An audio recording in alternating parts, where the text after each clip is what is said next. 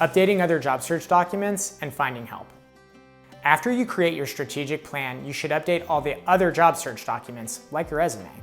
Here are the learning outcomes for this video. By the end of the video, you should 1. Learn some tips for updating your resume and cover letter. 2. Understand why the references list is undervalued and underutilized. 3.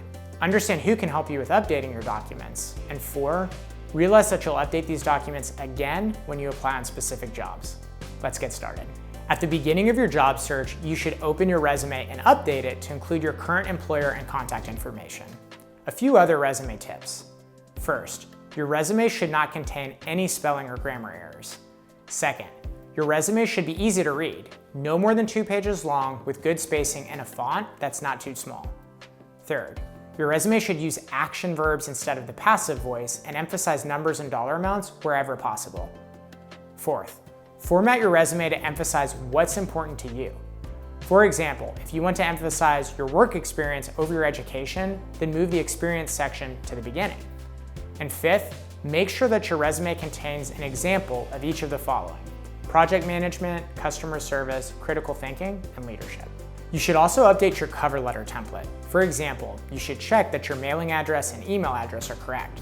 Then check your greeting and introduction language to see if you still like it. Finally, you should update your references list. Let's briefly talk about who your references should not be. First, your references shouldn't be your parents. Your references also shouldn't be other family members or friends unless you worked for them and were treated like every other employee. So then who should your references be? Your references should be people who have taught you, managed you, or worked with you and can attest to your competence and work ethic. You should ask your references for permission before putting their names on your list, and you should also give them a heads up before a potential employer contacts them. In my opinion, the references list is undervalued because job hunters don't realize how much significance employers can place on it. First, if an employer is calling your references, then that means you're probably on the short list of candidates for the job, and your references can make or break you winning the position. Second, employers take a lot of risk by hiring you, so getting additional opinions on your employability from others can de-risk the hire for them. And finally, some high-paying management jobs lean more heavily on checking your employment history and reputation, meaning your references should expect to receive a call. I believe that a references list should be used proactively in a job search. What I mean by this is that you should proactively offer a potential employer your references list, even if the employer doesn't ask for it. Doing this can set you apart by showing confidence in your work experience and in your interpersonal skills. Plus, if you spent the time and energy building up a good reputation, then why not show it off by encouraging the employer to call your references?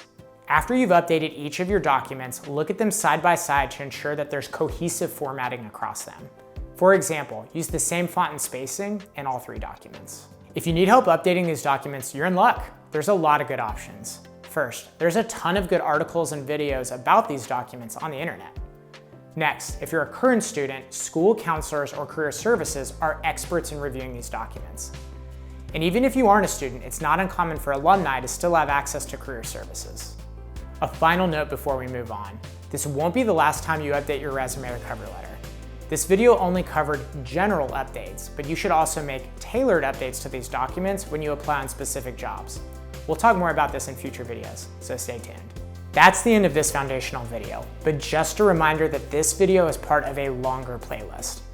The playlist is in chronological order, meaning videos at the beginning of the playlist cover things that occur at the beginning of a job search and vice versa. If you liked this video, then you should check out the other videos in the playlist. If you thought this video was confusing, then try going backwards in the playlist to learn more about job search up until this point, or even forwards in the playlist to see how things come together. Thanks.